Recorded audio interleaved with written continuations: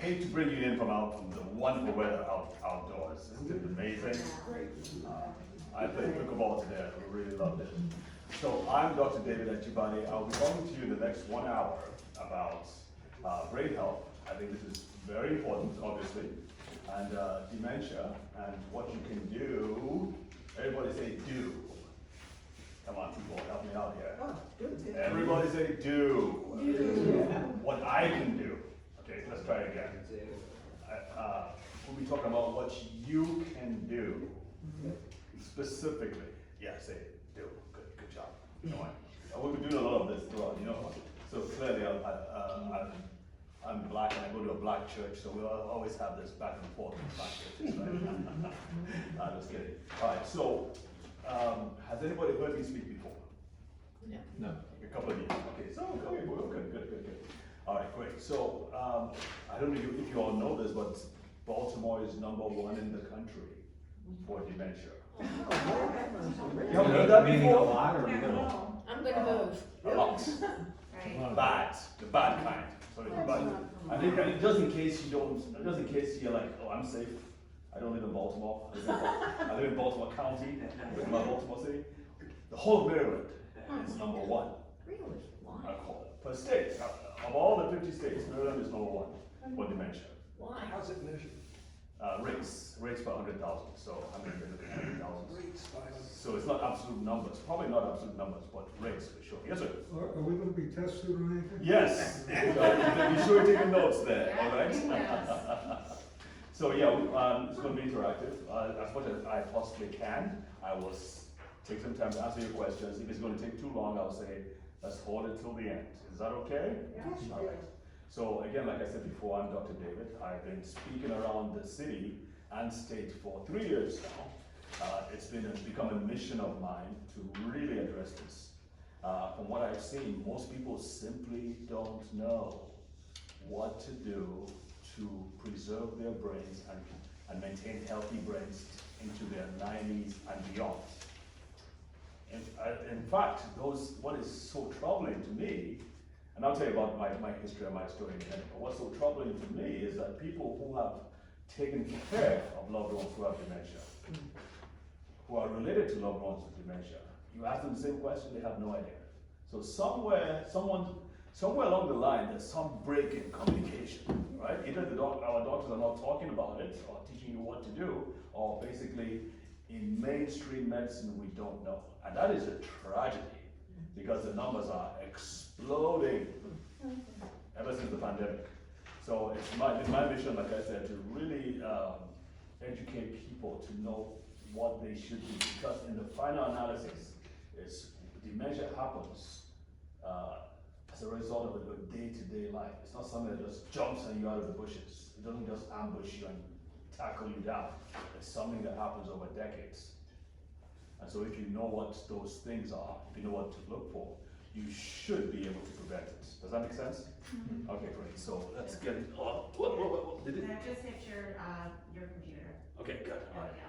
So how many of you, thank you, how many of you has living with a loved one or have lost a loved one to dementia? Wow. More than half of you.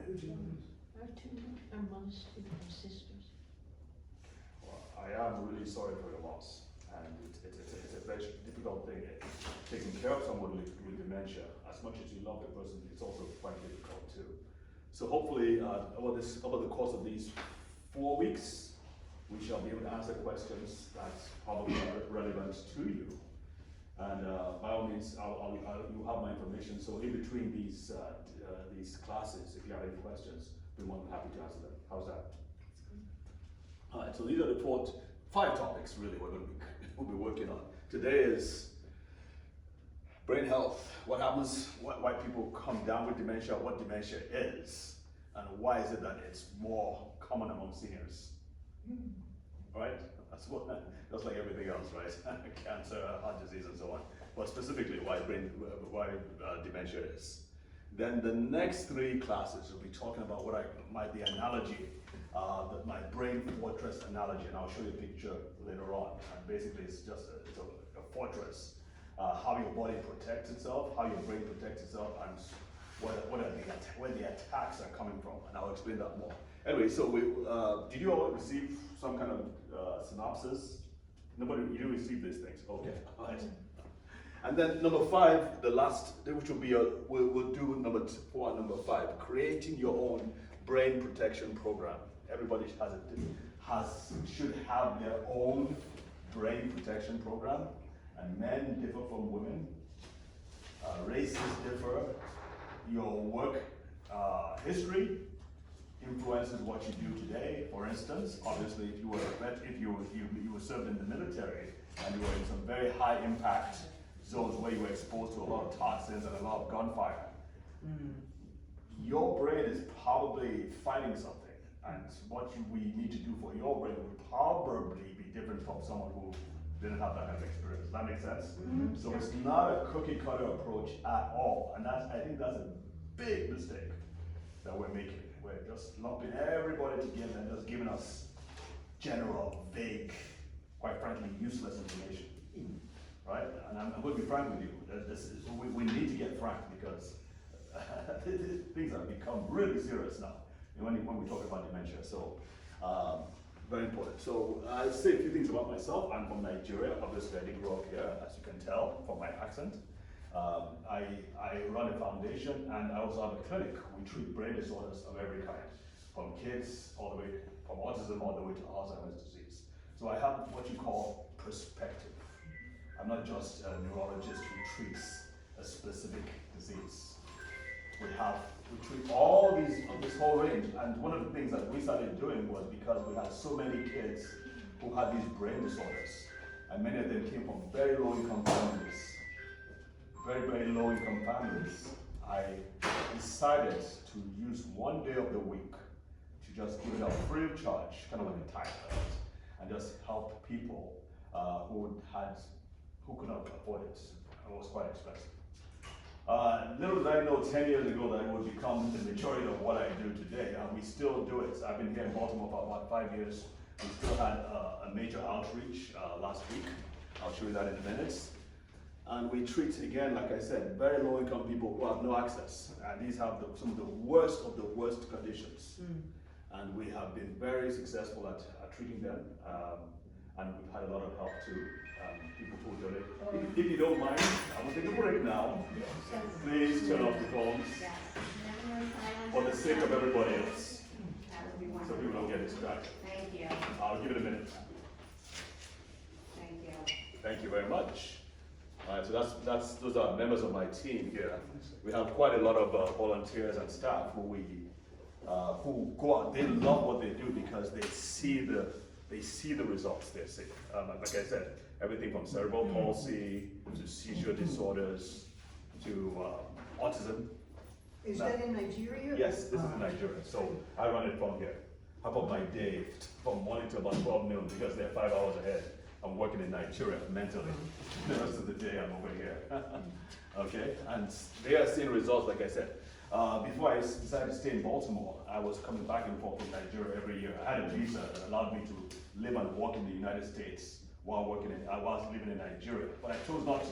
I would come here a couple of times a year and just get trained, attend seminars, get supplies and go back.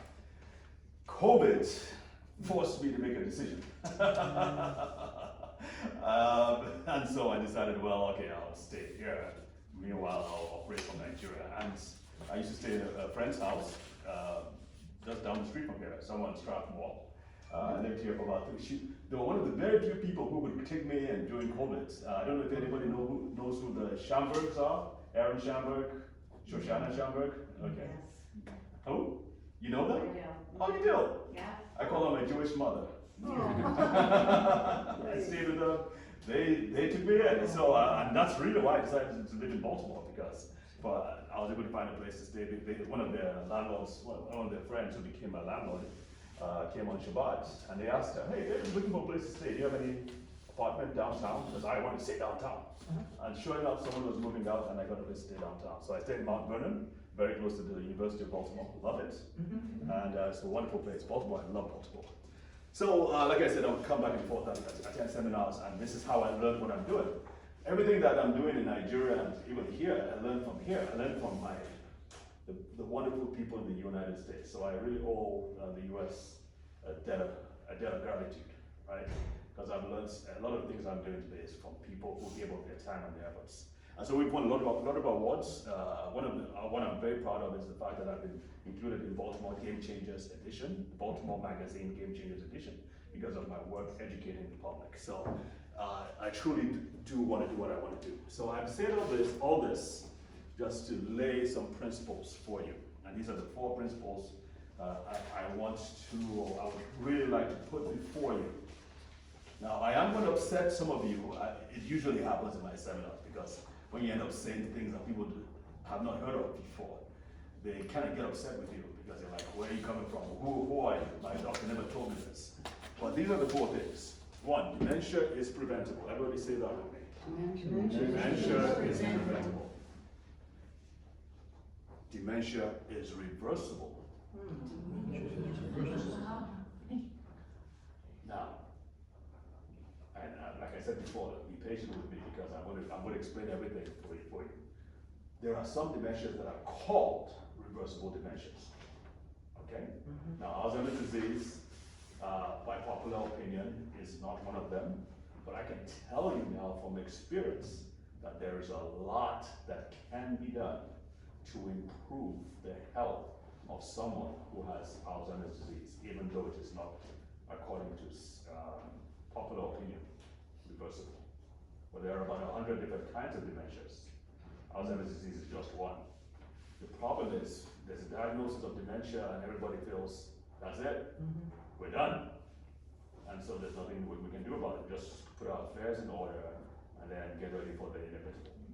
Okay. That again is a tragedy because that should not be. There's a lot that can be done where dementia is concerned. Number 3, your brain is in your hands. If we are going to prevent dementia and if we're going to even be able to do anything about improving the status of someone with dementia, it's going to be something that we would have to do for ourselves or for that loved one. Tragically, medical science has not reached that stage right now. If there were a doctor here, is there a doctor here by any chance? Any doctor? Okay. So the conventionally trained doctor would be very upset at me at this point for saying these things. Because they've been trained that, this is not true. But it is true, and I will explain why. Everything around you, like I said, I kind of alluded to this, everything around you, your experiences, your doctors, your nurses, medical science, everything around you, the news will tell you that what I've just said is impossible. I'm here to say that that is simply not so. Okay? I treat dementia. I know there's a lot that can be done. Okay? But more importantly, I teach people how to prevent dementia, which in my opinion is more important. Okay? Because we need to, what's the term now? Flatten the curve.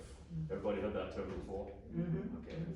We can apply that to dementia as well. We need to flatten the curve. And the only way we're going to be able to do that is when we educate people. All right, so I'm going to tell you what the standard definition of Alzheimer's disease is. Then I'm going to tell you what is emerging as what really Alzheimer's disease is. So Alzheimer's disease, let's start with the conventional definition. Alzheimer's disease is a sort of brain disorder. It is degenerative, means that the brain cells are dying, and it is caused by the appearance of certain proteins in the brain called, anybody know? Plaques. Amyloid plaques, that's one. What's the other one? Tau tangles. Yes, ma'am. So these two proteins appear in the brain. They multiply over time, apply throughout the brain, and strangle and shut down the synapses. Everybody knows what a synapse is. So they shut these proteins, these very dangerous proteins, they multiply throughout the brain like a cancer, and they shut down the brain by destroying the synapses. And that's what eventually dies. That's what eventually kills the person. It's as a result of these proteins. Okay. What was the one besides plaques? What was the name? Tau, T-A-U tangles. Okay. So the proteins are forming tangles in the brain. Okay. Now here's what should be the definition. And maybe we'll catch up, maybe after 20 years, you'll hear a different definition. If you came here after 20 years, will have that definition for you. But here's the definition now. Alzheimer's disease is the brain saying enough. And it is the brain that is shutting itself down. Okay, can you see the difference? Okay, so one is the proteins that are shutting the brain down. For the other is the brain itself, the program in the brain that it's doing the work of shutting itself down. Now, why would it do such a thing? Why on earth would the brain work against you and destroy itself? That's what we're going to get into. Okay? So here's a crash course in dementia. Let's start with the story of two Mikes. Right? So Mike A, born to an alcoholic mother, had a difficult childhood, went from foster home to foster home, eventually went to high school, didn't finish high school, decided to join the military. Joined the military, was posted to some very difficult parts of the world, was involved in warfare, had a few concussions, injuries, lost some of his friends, had PTSD, depression, came back home, found out his wife had run off with his best friend, and with their two kids. So obviously he's a very upset, angry, resentful young man, right? Okay? Couldn't hold down a job, turned to alcohol and drugs, had to have pain relief over and over again, so very, very difficult. Now, Mike B, on the other hand, was born to a beautiful, loving middle-class home, probably stayed in Roland Park. went to is it Bryn Mawr? Gilman. Goes to Gilman, has the best of the everything that can be of education. Eventually gets into wealth management, marries a beautiful wife. They have two kids. They are pillars in society. They contribute to their church and to their synagogue. Everybody loves them. All right, and they have wonderful kids. Now, when they both turn 65, who is more likely to have dementia? Mike A? All right, anybody else? Equal chances? Equal chances Just taking a guess. that I haven't heard before. Okay? I've heard people say Mike B, and so I say, well, because he's gone through all those challenges, he's become more resilient as a result of challenges. What doesn't kill you makes you stronger, right? Okay. So does anybody want to change their opinion? Which of them is more likely to have dementia at the age of 65? 65, by the way, is the cutoff. Anything before 65 is called early onset. Anything after that is regular dementia. Anybody want to say Mike B? You want to say Mike B? Oh, you're talking into it. Ah, you're blaming me now? No, you're right. You are right. It's Mike A. As a result of, and I'm giving the definition, but as a result of what his brain went through. By the way, just so you know, the Alzheimer's disease brain is about 30% smaller than the normal brain. That's a lot of brain power lost. Okay? And it's not just memory either. There's a bunch of other things that are lost. Everybody's focused on memory. I hate the term memory care because it loses out on all the things that are going on. You can have Alzheimer's disease without having memory problems. Did you know that? No, it can affect other things like behavior, mood, cognition, the ability to calculate a tip, for instance, the ability to find your way around town or around your home. Those are all aspects of things going on. So your job, really, and I have to emphasize this, I know I've said it already, but your job really is to keep this, or the one on the left, from becoming the one on the right. Does that kind of make sense? Yes, sir? What about genetics? Genetics plays a role too, but the truth is 5 to 10% max. Okay, plays a role. So there's some specific genes, like the ApoE genes, that they find that if you have both copies, you're more likely you have a 25% greater chance or something. But even that depends on your lifestyle and environment. Yes, sir. What causes the brain rate to be smaller? Reduced blood flow, slow death? What did he say? and what causes the brain on the right to become smaller. Okay. So it's the dementia. We're going to get into it. It's a great question. We're going to talk about why that happens. All right? Here's what I think is the best definition, other than mine. The best definition that I've seen so far from the Alzheimer's Association. And they're doing a great job in community. I hope everybody has their number and can access them. When I used to volunteer with them, they made us cram their number, memorize their numbers. I think it's, do you know Alisa? 272. What did you say? The Alzheimer's Association phone number. Do you have it? Oh, I definitely have it, yes, Yeah. I can get it, yes. They made me memorize, but I can't We've really. been here. I probably need some treatment here, They've right? actually been here. They've been here? Okay. This week? No, to speak. To speak, got it. They came. I got introduced to you all through them. I came to speak on their behalf. This was about 3 years ago. Right, I came here to speak for them, and then that's how that's right. y'all never let me go. That's right. Kept bringing me back. And I appreciate that too. So, this is the definition I like the best. Alzheimer's disease is a degenerative brain disease that is caused by complex brain changes following cell damage. It leads to dementia symptoms that gradually worsen over time. The key there is cell damage. And as you can see from Mike A, he had a lot, and I'm going to explain to you how that happens. Let's break it down so you can see, you can see the progression. But here's the problem I have with this definition, right? The problem I have with this definition is that it leaves some gaps. Well, for one, what causes the cellular damage, right? And then, is it all damage that leads to complex brain changes that lead to degeneration? I can tell you for a fact that's not so. I treat patients with strokes, Parkinson's disease, seizure disorders, and so on. Even if I didn't treat them, they wouldn't progress to dementia. Okay? So what is the difference here? What is it that leads to the complex brain changes? I feel those are the gaps that must be filled for us to truly understand it. So let's start with the first one. What's causing the damage? I came up with what I call dementia's dirty dozen. These are 12 pathways or 12 categories of things that lead to damage to the brain. All right, can you all see these words? Okay, well, let's just try something else. How about this one? How's this one? This a better picture? Okay, so these are the 12 things. And what do you see that is common? Do you see any patterns here? Does anybody see any pattern here? They all begin with I. Yeah, there you go. What'd she say? They all begin with the letter I. Oh, You notice that? Oh, wow. that's good. Isn't that pretty cool? Yeah.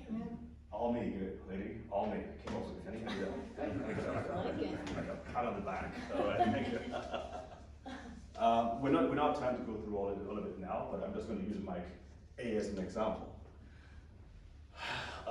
So insults, everybody asked me about that. I couldn't find something that was more appropriate, but insults refer to chemical toxins, air pollution, heavy metals, mold toxicity, the homes, for instance, lead toxicity. So these are mainly chemicals that affect the brain. Okay, so you can see. So Mike, and then of course and then of course injuries. This could be either emotional injuries like PTSD, which Mike A had. It could also be physical injuries like strokes or actual hitting, something blunt injury like what you see with football players, CTE and so on. Mm-hmm. All right, so those are injuries. What else do we see?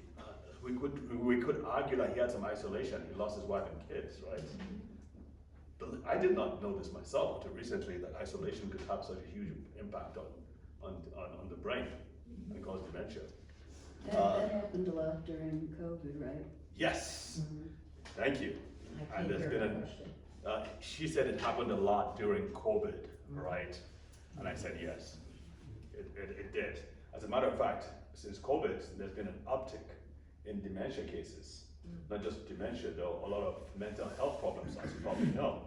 Huge increase in mental health problems. Depression, anxiety. Then with kids, learning disorders have increased too, because those crucial formative years were lost. They couldn't interact with their classmates, their peers, and those years are crucial. I mean, the damage that pandemic has done is incalculable. We probably won't see it for the next 10 or 15 years, but it's coming. My goodness, that's why we have to teach what we're teaching. So what else? Some other things, but you get the picture, right? So I use this as a checklist for my patients to see what's going on. And I think everybody too needs to have something like this to understand how you can help you. So we put a book together, and we'll probably use it we'll probably bring it for the next class. Maybe you can bring your friends too if you find this satisfactory. We are going to make that available at a little fee because we have to produce the book. So if you are interested, whatever you pay is going to our foundation in Nigeria, by the way, so it will be for a good cause. But we're going to put the 30 dozen, we're going to explain each of these properly. Okay, so if you do want it, please, there's this yellow pad right here, and just fill your name in so we'll know how many copies to produce. Does that make sense? Okay, cool. Yes, sir, do you have a question? I answered myself. Okay. I understand that lack of hearing Yes. is a contributor. Yes, absolutely. I don't see that up there, I don't know that. So that would fit, I know it's a little hard.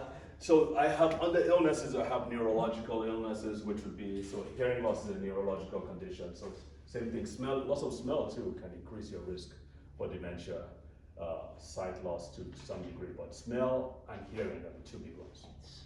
So I have there are 4 categories under illnesses: neurological illnesses, cardiovascular illnesses, psychological, mental health illnesses, and forgotten the 4th one. Can you say anything about smell? I heard if you can't smell peanut butter, Yeah. certain smells and aromas are an indication of something being wrong. Yes, although not to be not to alarm anybody, but yes, if you lose, as a matter of fact, during COVID, those who had the loss of smell had a much higher risk of having dementia. Because the smell center is very close to the memory center. As a matter of fact, the smell center in the brain is where new brain cells are made to replace the dead or damaged brain cells. So if the smell center is damaged for whatever reason, infection, injury, whatever it is, it can lead to memory loss and some kind of dementia. Yes, ma'am? What about medications? Yes! What you said? Medications. Oh, yeah. So that would have been number 2. So I had to keep it 12 because 13 is not cool. So yes. What's your name? Marsha. Marsha, I love it. That's a good contribution. So number 13 would have been iatrogenic. Has anybody heard that term before? What does it mean? The situation causes the problem, or the medication causes the problem. Exactly. Yeah. So it's caused by the medication. A disease or illness or whatever it is that's caused by the doctor or the medication. For instance, somebody goes for surgery, the anesthesia causes all kinds of toxicity and they end up with some kind of brain damage. Or the medications themselves. By the way, with seniors especially, a lot of some over-the-counter medications like Benadryl. I know I can't use actual names, but you know what I'm talking about. These are all things that antihistamines, for instance, that people take so easily can cause, because as we grow older, our bodies are not able to detoxify or handle these drugs as efficiently as someone say in their 20s. And these drugs tend to accumulate in the liver and the brain and can cause dementia as well. So doctors need to be aware so they can tell the patients as well. There's another big one that is caused what's this one now? It's peptic ulcer, acid blockers. No, it's Pro inhibitor. omeprazole. Is that what you said? Yeah, protein pump inhibitor. That's right. PPIs, exactly. Omeprazole. I thought you said something else. Exactly. And that was all, is that what you said? Omeprazole. Omeprazole. And there are other drugs like it within that category. They block the secretion of acid in the stomach. Now, I had a patient who had used that for about 40 years, developed dementia. Nobody told him that he should not use it more than 6 months. We're just beginning to find out he should not use it for more than 6 months. Yes, sir. Just clarify, because Okay, I have no problem here. Okay. we're taking less. That drug that you just mentioned, Yeah, it's good or bad? it's bad. I mean, For, it helps with ulcers, yeah, but it's bad for the brain, long term. gotcha. Yeah, yeah. And then, yes, sir. Yeah, just two comments. One is, I always thought that the hearing issue is through isolation, that the raising hearing impacts dementia. It's through isolation? Yeah, because your person is less tuned True, to the world. true. So it's a combination of factors. Good point. Did you all hear that? No, That one of the reasons he said that, we heard that one of the reasons hearing can cause dementia is because people who can't hear tend to isolate themselves, and so they're not getting that interaction and that stimulation, and so that can lead to dementia. Very true. But we're finding out that there may be more direct links as well as that. Another comment I have is, I thought the brain in the field is studying the communication between the intestinal system and the brain. The communication between the intestinal system and the brain? Yeah. What about it? I've seen the recent work on that, and you have an intestinal there. Yes.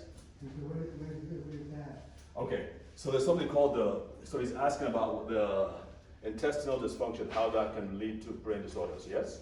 Is that your question? Yeah. Okay, so there's something called the gut-brain connection. There's a huge amount of communication between the gut and the brain. So if anything goes wrong in the gut, we're finding out it results in problems in the brain. And if anything goes wrong in the brain, it results in problems in the gut. So I treat kids with autism, and I can tell you this for a fact: if you do not take care of the gut, and you're treating a child with autism, yeah, I mean, over here you've got all these wonderful services, social services, you've got speech therapists, you've got all that. But many times I see them doing everything except dealing with the gut. I mean, it still helps them get better, for sure, but in places like Africa and Nigeria, we probably don't have all these wonderful tools, so we had to directly address the gut problems. And once we do that, significant improvement. How do you do it without medication? Exactly, I do not use medications at all. So everything we use are natural supplements and then what are known as nutraceuticals. So basically, one of the things we do is we flush out a lot of what is there, and now we replace the gut flora, the gut microenvironment with good probiotics, good fiber, and good food. It takes a while, and the parents have to really have a firm hold, but eventually we get results. There's a lot of gut problems in dementia patients too, by the way, of people living with dementia, so we have to do a lot where that is concerned. Anyway, you gotta move on. All right, so we've dealt with this, with what causes the damage. Let's see what is the step between, how does damage lead to complex brain changes? And this is what I want to talk about, because I think this is fascinating. The brain does a lot of things, right? It does everything from taking care of the underlying, the breathing, digestion, the subconscious processes, and all those things. At the same time, you're sitting here listening to me, you're changing, some of you are straining to listen because of my accent. I may be speaking a little too fast for you, but your brain is working. Sometimes, in some cases, overtime, to try and figure out what this guy is saying. Taking in the words and the symbols, converting them into meaningful language, putting them in the right parts of the brain where you can integrate and process them properly, and putting them into memory so you can, or comparing what I'm saying now with what you know already. So it's doing a lot of work. If someone were to measure your brains, you will see a spike in activity. Okay, so it's doing all those things, and it's doing all those things because it has the energy it needs to do that. And these are all the different things. Obviously, we're not going to go into it, but these are all the different things that the brain must have. In some cases, maybe not as much. You don't have to travel, right? But it helps. Your brain needs physical interaction. Your brain needs food and oxygen and all those different things. It has a whole bunch of things, but once its basic needs are being satisfied, it's going to do everything that we just described. The problem now is if it's not getting the things that it needs, that's when things begin to go awry. Okay? All right? That's when you have things like memory problems, mood disorders, sleep problems, attention problems. In fact, one of the first things that we're finding out now, Most times people don't admit it, but one of the first things they're finding out is that ability to stay focused, to stay attentive to something, whether interesting or uninteresting, is one of the first things that are lost when it comes to dementia. That ability to pay attention, okay? All right. Now, let me ask you this question. I used to have, yeah, this is a good one, okay. So sometimes I think I make a mistake when I ask this question sometimes because it gets me in trouble. The first time I asked it was a huge audience. This was at Hayfields Country Club. Anybody been there? And it belongs to Louis Mangioli's grandparents, right? Massive. The question I asked was, would you run, which do you think is more important to your brain? You ready for this? Mm-hmm. Breathing or remembering your spouse's anniversary? Or what? Or remembering your spouse's anniversary? If you wanna keep breathing, you better. That's it, right there, good answer. But that day was like absolute silence. No one said a thing. And so I had just gotten into the system. I had just started speaking around. So coming from a third world country, I'm not used to your, culture or sense of humor here. I just thought I was asking a rhetorical question. Everybody, nobody answered. So I looked up and I asked the question again. I thought maybe my accent, they didn't get my accent. Not that clear. And then they, what? Your accent, I was a speech pathologist, your accent is it's nothing that horrible. Well, thank you. Believe me. Well, I agree. Nothing like what I've heard of in my life. Okay, well, that's a low bar. You should not have said that afterwards. I mean, you should have stopped while you were on top. Whatever. I'm just kidding. So nobody said a single thing. Can you ask the question again? I said, which is more important to your brain? Breathing or remembering your spouse's anniversary, or remembering your wedding anniversary? There are different processes of the brain having to do with certain things that the brain does automatically, the autonomic system, and then you've got your other system that has to do with things that you, that are changeable, that you have involvement with. True, so those are more conscious things. They're different, right, they're Right. different. But if you don't get oxygen to the brain. If you don't get it, yeah, Brain, exactly. Yeah. Exactly. So obviously the answer is breathing. Come on, people. The answer is breathing. Can we agree on that? Yes. The answer is breathing. I mean, if you're not breathing, you're not going to remember your spouse's anniversary either. So I don't know what it is, the chicken or the egg, I don't know. But bottom line is that, so finally, after I waited for a while, and I noticed something. The men were shifting uneasily on their seats, and the women were looking, and the only thing I can compare it with is what we used to see in the ICU, like the death stare. Someone's gonna die. And so finally, one of the organizers kind of like, he can't raise his hand. I was like, I'm gonna have it. Then it just occurred to me, that's when it hit me what was going on. But here's the thing though, I go to a black church and I do the same lecture and I ask the same question and everybody was like, what, you think we're stupid or something? Well, of course it's breathing. I was like, I said, okay. That's when I learned a lesson that will forever serve me as long as I live in this country. Not all Americans are crazy. just the white ones. I'm just kidding. Just kidding. All right. You guys, you need to stay to the end of the class. So please do not walk off in a huff. Anyway, I hope you've had a chance to look at these pictures. These are the parts of the brain that the brain selectively cuts back on, because these are the parts of the brain that require the most energy. So everything that makes us most human, calculation, speech, the ability to remember things, the ability to impulse control, judgment, long-term planning, all of these are factors or things that take a lot of energy.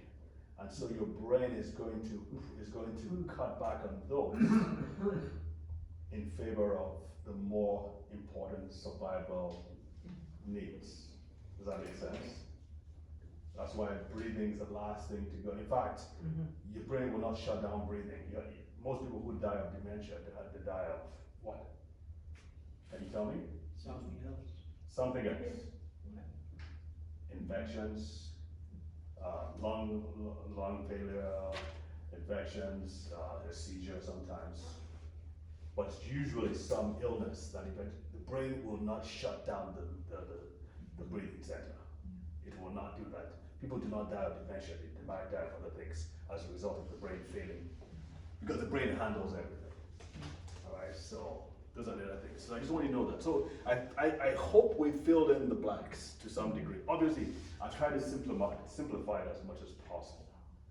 But these are the core things that are going on. So what happens is some kind of damage over time, and that's the key thing here. Many of these things, they pile on. So, and I'm going to show you the big picture in a minute. There's the damage. Eventually, the brain over time runs out of energy, and over time it starts cutting back. Those are the complex brain changes, and that's what leads to the brain failing over time. Now, is there anything that is strange here? Does any part of this sequence not make sense? Okay, no? Okay, good. So let's move on to the next one. So this is, I call this the anatomy of a disaster, because yes, dementia itself is a disaster. Of course it is, to everyone and to their families. But the disaster is that no one is catching these things as they are happening. Well, our doctors, our healthcare professionals, and I'm not blaming them, we just weren't taught these things. What I just described to you, almost no neurologists that I know of will say this. Because everybody's still focused on the plaques and the tangles. Okay, so therefore the things that are going on under the surface that are affecting your day-to-day lives are going unnoticed. And this is the picture right here. I know it's a little busy, but I'll try to make sense of it. So at the top here, as we said, the different factors that cause damage to the brain. The brain with damage, the brain tries to fix this problem. You may not notice it at all. As you grow older, you may. But over time, basically the attempts at recovery, but sometimes even those attempts can cause further damage. And sometimes you get medications, sometimes you get head injury, or you lose a loved one, and these things begin to compound. And the older you get, the less able your brain is able to fix these problems. So it becomes a vicious cycle that happens over decades. And then eventually, we now begin to see the first few signs of the brain faltering. One is called the mild cognitive impairment. Everybody knows that. Okay, so MCI. Basically, there's clearly a problem, but people can still live independently. And that happens when the energy levels of the brain, and I'm using this term loosely, but the energy levels is about 50%. At 50%, you can still handle a lot of things. But once you lose 60%, in other words, you have only 40% energy levels. This is what when dementia really happens. This is when the brain begins to actively shut itself down. Why? Because it's conserving its energy for what is more important. It will continue to do this until the problem is taken away. It will continue to shut itself down. Yes, sir? Can you expand on, or give an example of the loss of energy? Is it that there aren't those sparks in the brain, or the synapses aren't there? How would you describe it a little more fully? That's a good question. So we're not talking about fuel now. Some people think we're just talking about glucose. Basically, it's the brain's ability to take glucose or any other food and convert it to energy, which will now run itself, to run the synapses, to run repairs, run regulation, and all those things. So basically, it's the brain's ability to produce ATP, which is energy, which now helps the engine run. Has that made any difference in your? Yeah. I'm going to ask that in a different way. Have I clarified it? Yes. You sure? Somewhat, yes. Okay. We can talk about it some more afterwards, but that's a good question. I feel maybe I've not explained it like I should. So basically, it seems like a suicide switch. And I think I've explained the method to the quote unquote madness. The brain is the one shutting down and selecting which regions to shut down based on what the energy levels are. Okay? It decides this on a day-to-day basis. Because your brain is constantly, as you're listening to me, your brain is making new synapses, new connections, it's tearing down old ones. It's making new memories, it's tearing down old ones. If in a person living with dementia, your brain, that person's brain would not bother to do all that. Why? Because it requires a lot of energy to do that. And it cannot sacrifice the more important things for a silly measure. Does that make sense? Okay. And that's why I have this picture again saying enough is enough. So it is a civilian brain. And we spend about $30 to $100 billion. We're still stuck on this thing. We've got to fix the plaques. We've got to take the plaques out. We've got to remove the tangles. We've got to fix the plaques. Now, I haven't heard what I've said so far. What is the problem with that, with this current approach, in your opinion? It's reactive, It's reactive, it's okay. not proactive. It's not proactive, yes. Yes, sir? That's not treating those 12 things that are. Not treating those 12 things, yes. And that would have been an easier thing to do. What else? Yes, sir? Well, as a plaque can be removed, it's not reversible. Correct. Just removing the plaques does not do what? And Sure, it's fine. just removing the plaques does not do what? Okay, it's not their death, it's already occurred. Does not repair. Yes, I'm looking for the right words because I've emphasized this for the past 10 minutes. Responds to the symptoms rather than attacking Yes. the basic cause. Correct. That's what she meant by being reactive, yes. But you're still not answering my question. Yes, ma'am. It doesn't increase your brain's ability to process things that require more energy. You've said the magic words. Energy. Energy. Where do they get the? The brain produces the energy. But so what they should be doing, in my humble opinion, now I'm not as smart as all these really super smart neurologists, but I do have a little bit of common sense, and I have treated hundreds, thousands of patients, okay, with brain conditions. What should be focused on, in my opinion, is a way to help the brain to repair the brain's ability to generate energy. Until you do that, what are we doing? Until you enable the brain to generate above 50% energy. And part of it has to do with the damage to the mitochondria, because the mitochondria are the energy producing cells, organs of the cell. Yes, sir?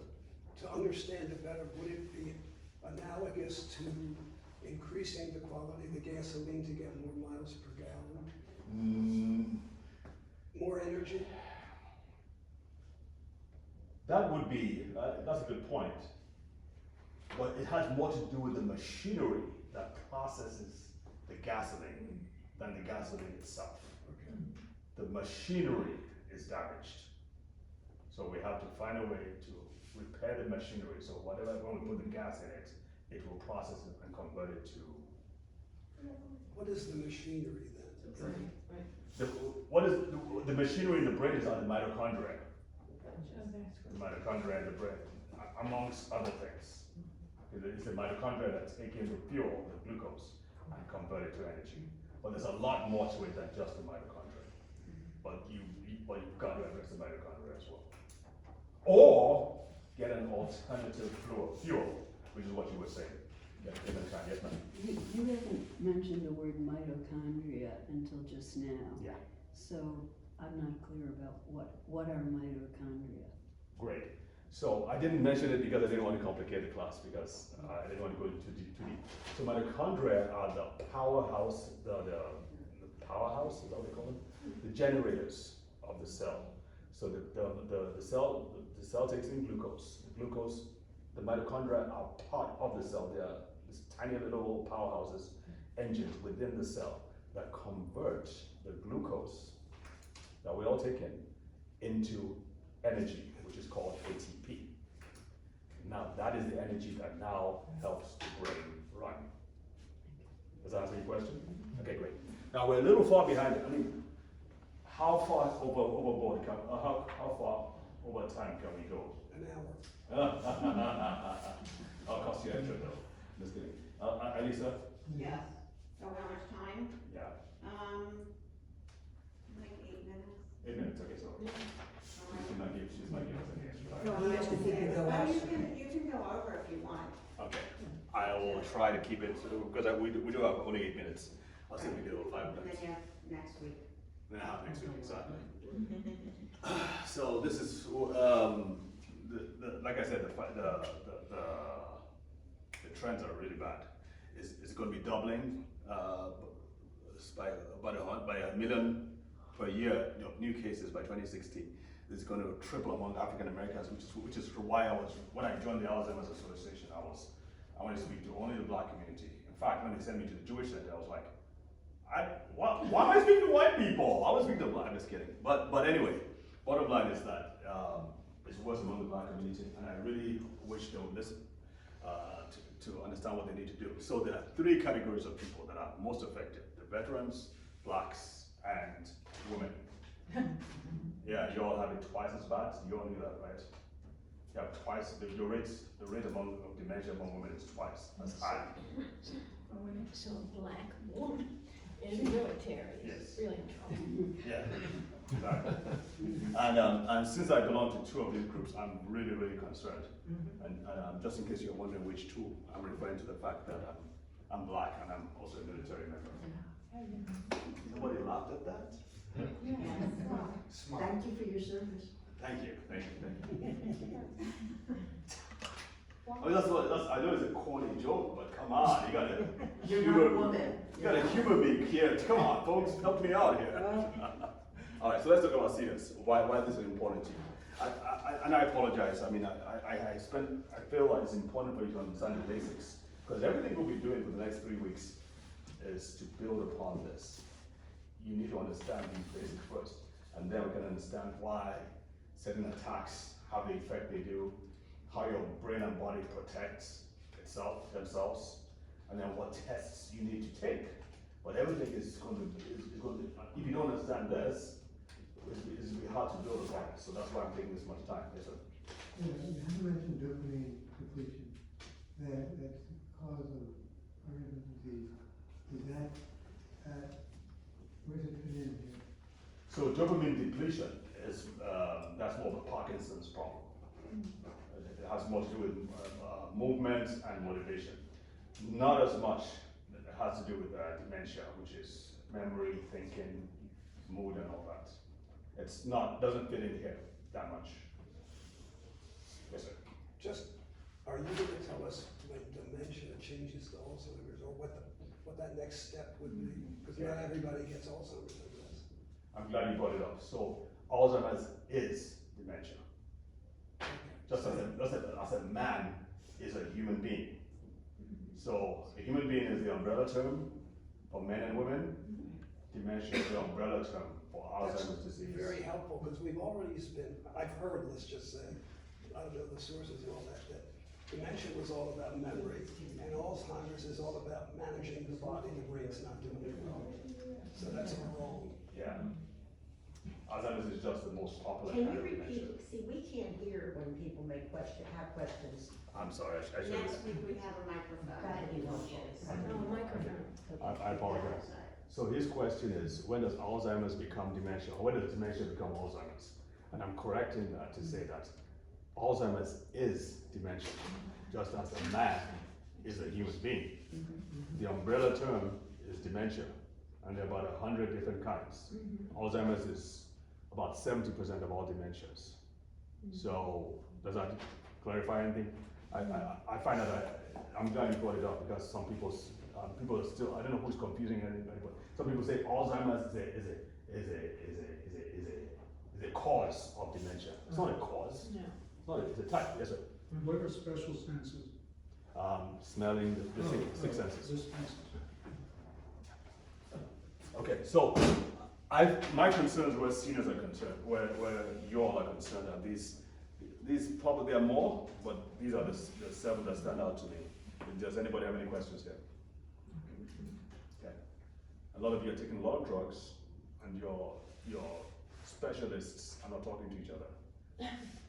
So they're compounding and putting different drugs, and they're causing problems, right? So that needs to be, and sleep, most people have sleep problems. That needs to be addressed, whether or not you're concerned about dementia. So these are all things that we, when I have my patients, I do have patients, I don't have a practice here because my license and my practice are in Nigeria. However, I do have people who would like to take like to have my services. If that happens, they have to sign a bunch of waivers saying that they understand that I'm not a doctor here. I do not use medications at all. If you need medications, I will refer you to your primary health care. My focus is on repairing the brain and getting people functional again. And what I've seen, medications don't do that. They may help to reduce the symptoms. Right now, there's not a single drug that treats memory loss. I'm not talking about dementia, right? I mean, if you go to your doctor and say, Doc, I'm having problems remembering, and the doctor can't see anything else that's wrong with you, they'll say, just, you're getting old, maybe sleep more, eat better, and then come back again in 5 years. When it becomes dementia, now we can treat. I know I'm kind of being facetious about it, but that's really what happens. Yes, sir? We hear advertisements all the time for supplements, vitamins, you know, you're talking to friends, boy, I think I'm, you know, Yeah. remember, take this, take that, it Yeah. helps me, whatever. How are we supposed to evaluate that kind of thing? I'll take another class, unfortunately. I'll take another class. But what I can tell you is this. Memory loss is one of the easiest things to treat. Yeah, really. My mom used to have severe, she had dealt with a lot of health issues, like with the dirty dozen. And my dad was always complaining that he would mention something that they did together a day or two, and she had no clue it ever happened. And I was like, Dad, I can't swear in class, can I? So I was like, this cannot happen. It's gonna ruin my reputation. I can't have a mother who's having dementia, and I'm talking about dementia. So we had to fix, I had to slap that sucker back in place, boom, like that. And within weeks and months, we fixed it. And then I think about a year later, I was asking talking to my dad, and my dad would complain. Trust me, he does not hold things back. If there's a problem, he was going to complain about it. And he was always complaining about my mother not remembering things. And then I asked him, and he's like, he couldn't remember that she had those memory issues for a whole year. He couldn't remember the last time. Sorry, I didn't say that differently. He couldn't remember the last time he ever complained about her not remembering. See, folks, I'm just in shock that the best country, the greatest country on the planet, the best medical system on the planet, your doctors cannot treat you for memory loss. Oh my goodness, yes sir. No, sure. Can we use the last session to teach us the tricks you taught your mother? Maybe the next one. Well, we can certainly consider it. Okay, so let us grasp. I put this. People's memories and brains fail. It's not just because the brain itself fails. It's because the systems that support the brain get old. All right. So we have to address, and that's another failure I see in the system. And I know I hope I'm not communicating wrongly, but I truly want the system to change. Because doctors need to take these, if we're going to get a handle on this thing, doctors need to take these things into consideration. We've got to address other systems. So when I'm treating patients, I look at the energy levels, obviously, but I also look at brain support, hormonal support, especially for women, because after 50, your drops in estrogen. I'm going to show you that picture again. So we got to address all these different things.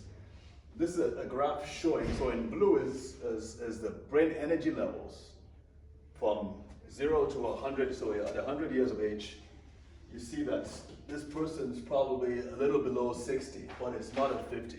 Remember what happens at 50? Mm-hmm. MCI, mild cognitive impairments. That's when things begin to stumble. But you can see it's still above that. For women, there's a steep decline at around 50. in brain energy levels, and that's part of it is because of the drop in estrogen. Now, for some women, you don't notice it. There are other women it's really distressing. They can't remember things. They have mood swings. They have night sweats. Have you heard of mental? I just heard a term called mental divorce. Have you heard that before? When things are so bad during that period that there's a break in the marriage.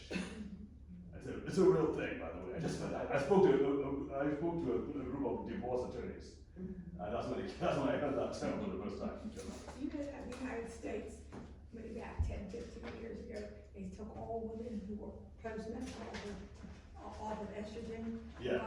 And look what it did to us. Now they're putting them back. Yeah, the FDAs. But they won't put them back if you've ever been in it, only if you've never been on it. Yeah. So what I do, I treat these things, but I also use nutrients and nutraceuticals.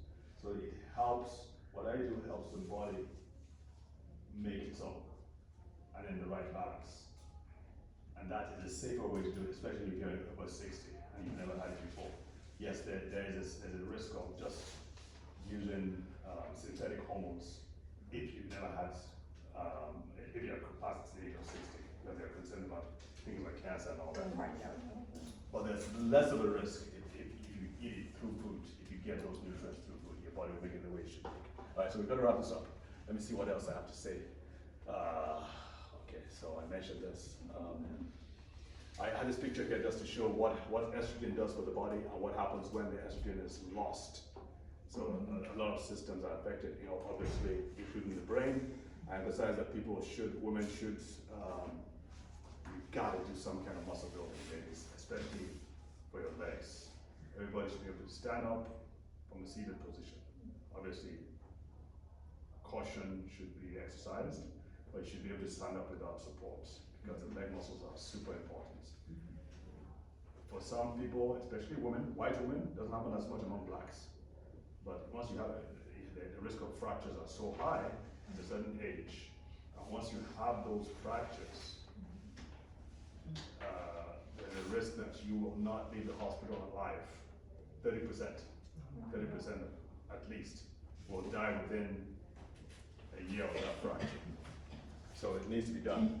All right, so this is the castle. This is what we'll be talking about.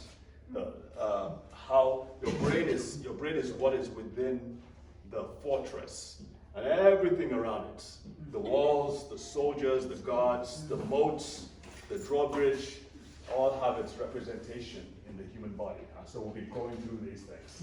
I'm talking about what the attacks are, how to protect your brain, and so on. So please stay tuned for that.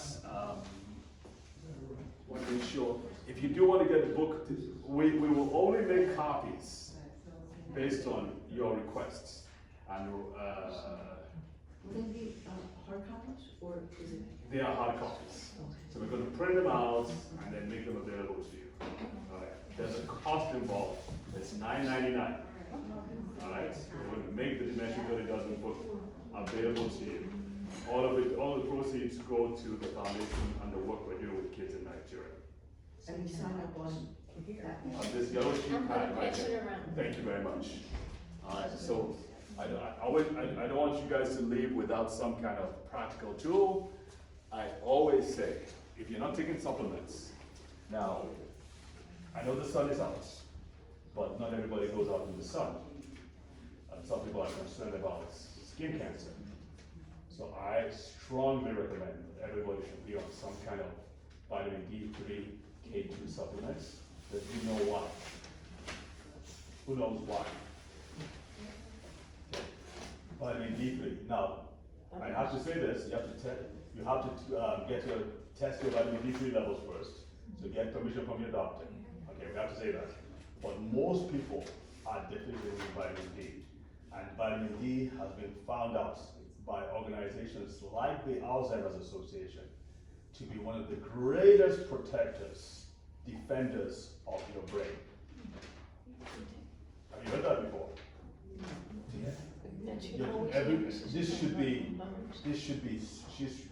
The bat signal should be sent out to all senior locations that the Alzheimer's Association has done an extensive study, and they found out that vitamin D3 is extremely protective.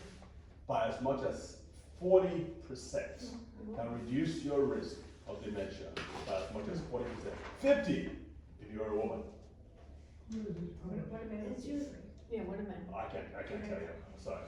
I read that sometimes you prescribe, certain things, but on dementia, I mean, vitamin D3 is 60 milligrams, okay? I cannot tell you what dose to take. Well, the one I've read is that 30 is too low, 40 is, and 60 is better. David, what So- is it? International. Wait a minute. What was that?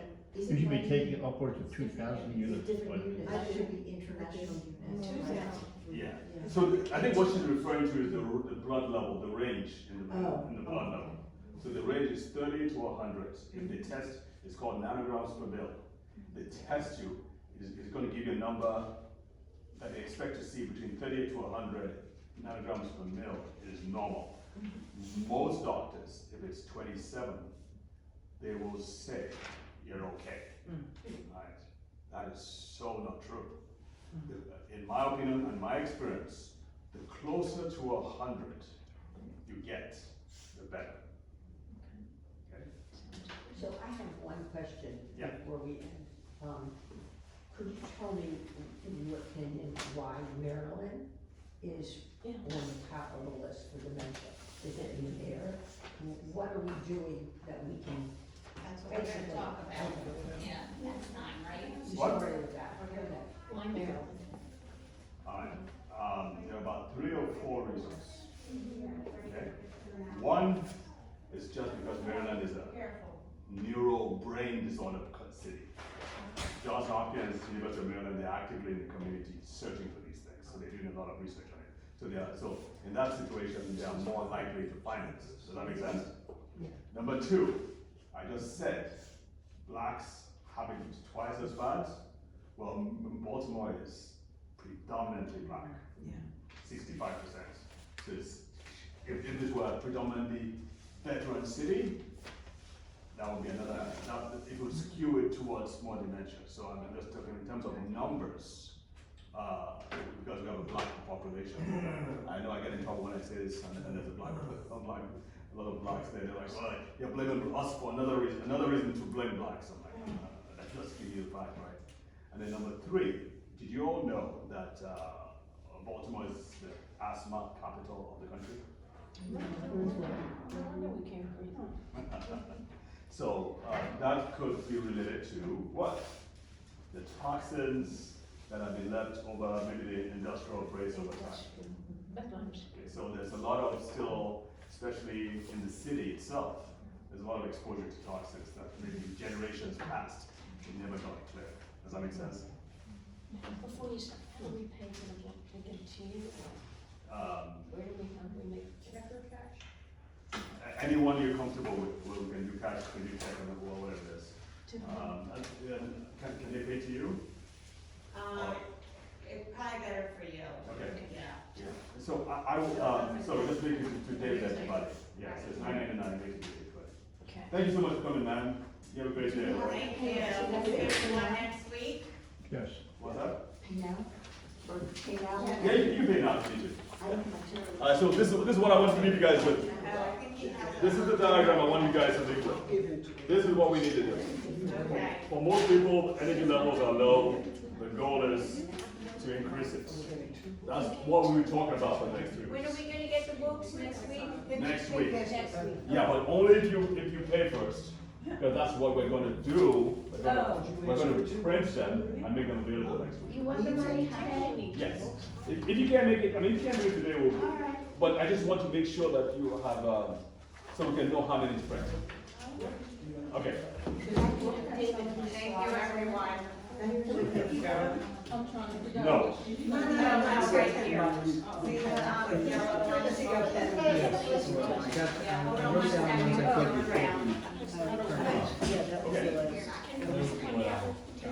Who's your brother? Barry. Barry, yeah. Thank you, everyone. Yeah. See you next week. Thank you. Stand Okay. from- Oh, yeah, you gotta put a note on your face. Which you can Go back. You can take this way. Just do three. Yeah, I didn't catch it. Hey, on the K2. I think it's usually cash. I've never heard that. I've heard that. Jeez. Yeah, I've never heard of vitamin K, but you say K. If I'm remembering my chemistry, it's Yeah. cash. Thank you.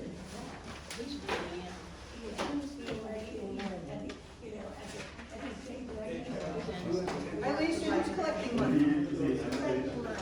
He is, I don't know if he's gonna have change though. Well, I've got some examples. Okay. No, he didn't have any. Right.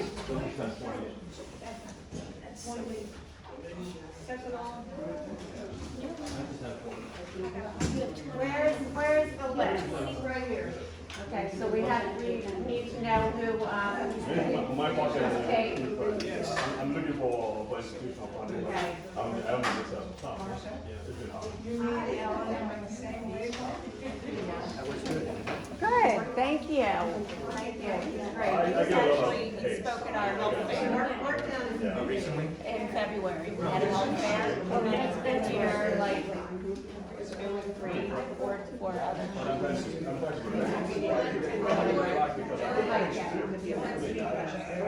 I got to sign the cure. Very good. Your prevention. Cure. Yeah. It's wonderful. Thank you, sir. I appreciate it. See you next week. Yes, thank you, everyone. So, cash, or what do you, how do you want to? Cash, you say cash? Yeah, I do need to write, use write the names down. Yeah. Next one, I'll list them. I'll give you a piece of paper. Yes. No, we have it on there. No, those are for people who.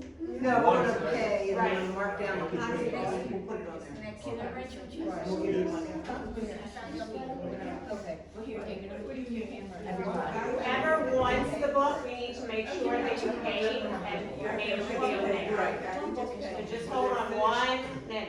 Hold on 1 second. When they're finished filling out the names, why don't we give you that list and we'll give you the money and you put us something. Okay. All right. Just annotate that. Did that Eddie? Yeah? I've not done that. Let's try to figure it out. Is it possible to put back on the slide that was action steps? I can start. Please. Of course.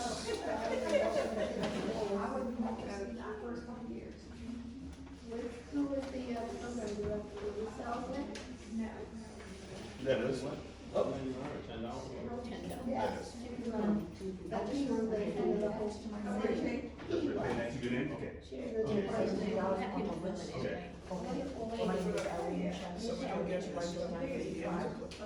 I know, but under that. Yeah. I thought that's what we were doing. Did everybody sign it so I can check you off? That's what we're doing now. Yes. But yeah, one person should check the money. I'm gonna do that. Here, it's only gonna be 4 weeks, Kim, or we get another course like this. It's 4 weeks and then we'll go from there. I guess nothing, I need to do a lot of stuff. It's 4 weeks and then we'll go from there if you wanna, if you have something to take care of, we'll see. It's also his schedule. So different. At our health fair in February, I don't know if you guys came, and he spoke at our health fair. Who's taking the money and distributing it? Okay, now we have to stop, because I need to check off who is giving him money. This can't, you can't do it Let's like bring that. this, let's take a Let's look. have the list. Let's give at least a way. Thank you very much. After you sign it, I need the yellow sheet. Oh, they're still working on it. Okay. Yeah. Nothing showed up. That's This,